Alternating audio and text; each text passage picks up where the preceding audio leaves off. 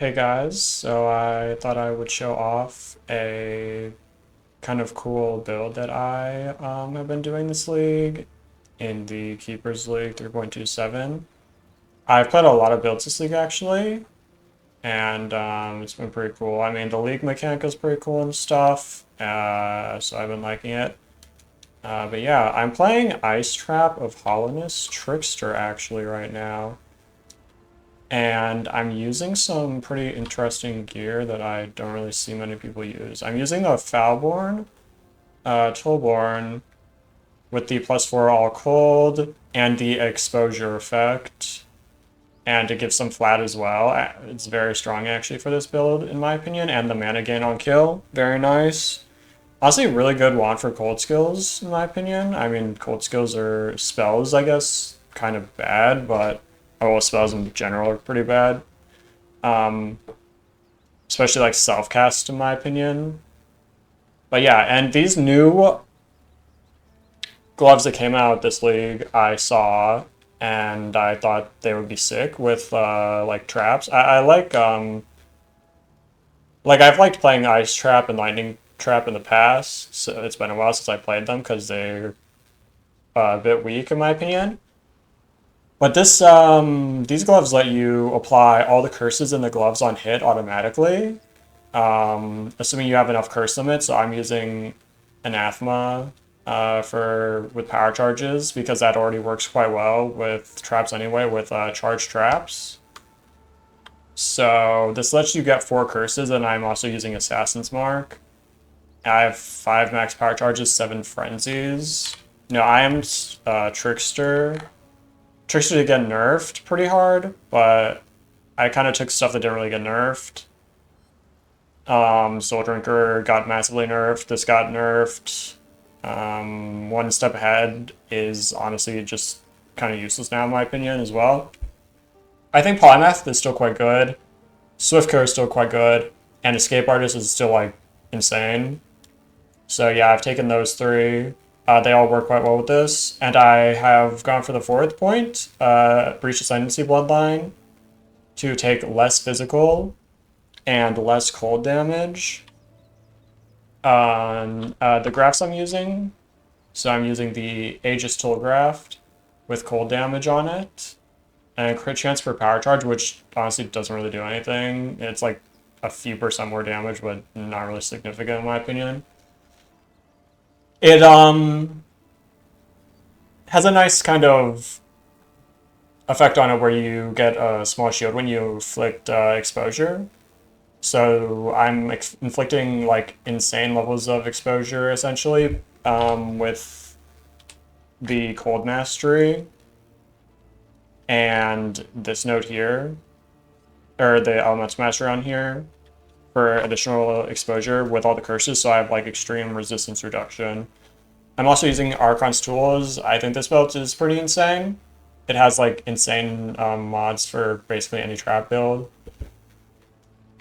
I'll just show off a map, and then I can talk a bit more about the build, I guess, as we go.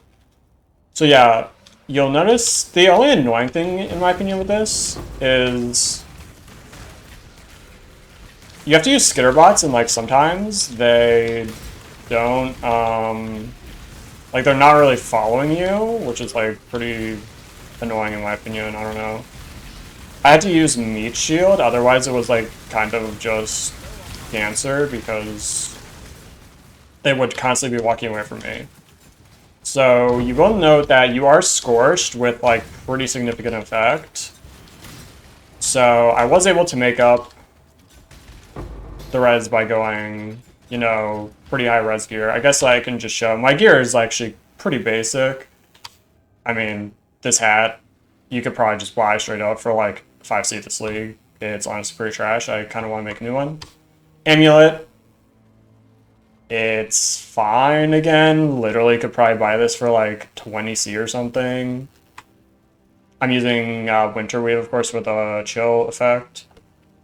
Shield, literally just life, cold spell skills, and resist and craft to suppress. Again, you could honestly probably buy this for like, maybe this is a bit more because I did Exalt Slam Energy Shield, but that's like whatever. Boots, Yeah, I mean this is probably like 20C boots at most. Yeah, my gear is quite bad. These gloves I think were literally 2C. I did buy high roll of the Archon's tools with 75% increase of non-damaging ailments for the Skitterbots effect with Awakened Unbound, Bone Chill. So this gives me like you see I have 30% chill effect on me. The Scorch, it does get increased, which is bad, but whatever. I am res capped regardless. So yeah, pretty trash gear. Using Taste of Hate as well, because you do take less damage in when you're affected by Bone Chill with Skitterbots. So it is pretty good to take damage as cold. So yeah, this build actually turned out to be...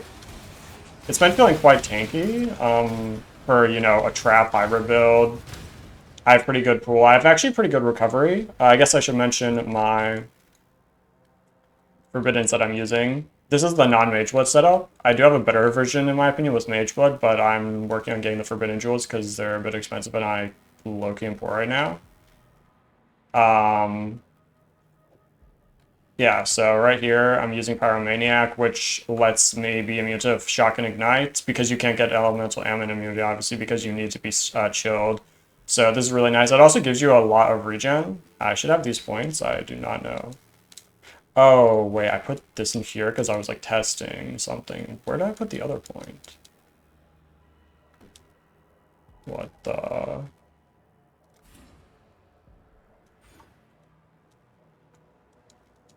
Okay, I actually don't know where my other point is, but... You know, it's fine, whatever. So yeah, and this is actually a pretty tanky map as well. It's just a, you know, map effect, ambush map. 154% more life on these monsters, by the way. And you'll see they're all pretty much dying instantly. Which is, like, the damage on this is honestly pretty insane for how trash my gear is. I have been pleasantly surprised with it. You can definitely still die. It's not quite as... It's not definitely not like... You're not gonna like stand in the middle of like 1 million mobs, right? And, you know, tank everything. But you basically get perma, like, absurd freeze on everything. And, yeah, I mean, the damage is extremely high. It is a bit weird on single target, however, because you do have to kind of aim to the side of the boss,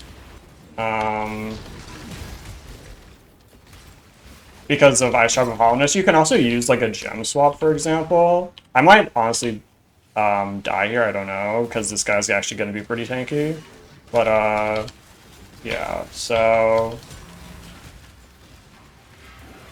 You have to kind of aim to the side for, like, maximum damage on them because of the way Ice Trap of Hollowness works.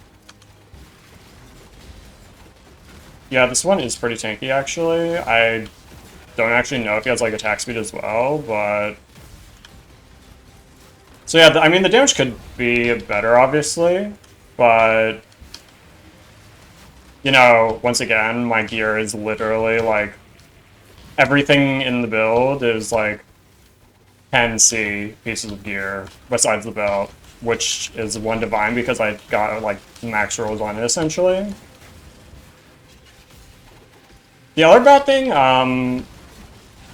the mana on single target is a bit bad.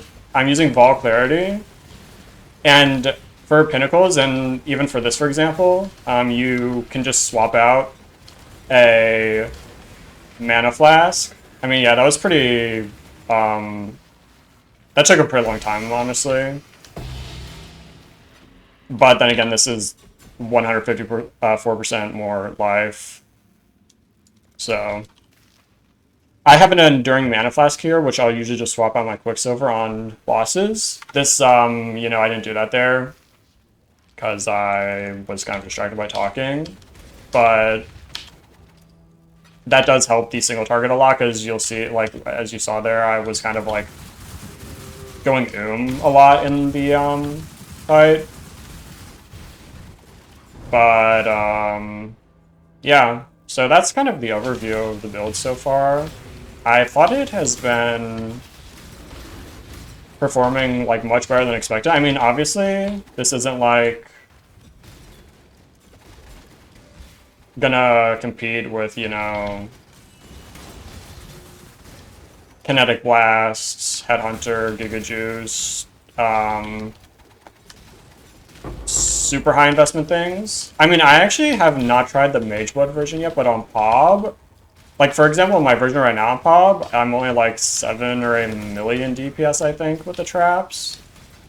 Although I don't think I've calculated it quite correctly because it's hard. It's kind of hard to calculate because the trap throwing speed and the number of traps that are thrown is like a very significant factor in your positioning, as well as the mob size, because I think the hits can overlap depending, but so there are quite a few conditionals, but on POB it says I have like around 8 million DPS for this current character. And I believe the Mageblood POB that I made is like 18 million or something. So I'm actually interested to get that working and set up.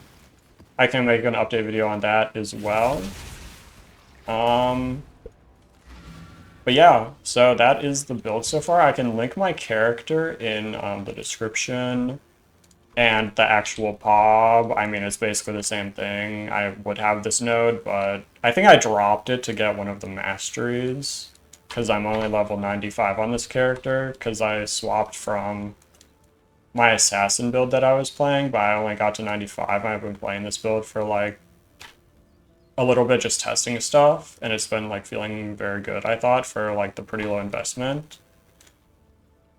So yeah, that's about it. If you guys thought it was interesting, yeah, or have any other questions, let me know.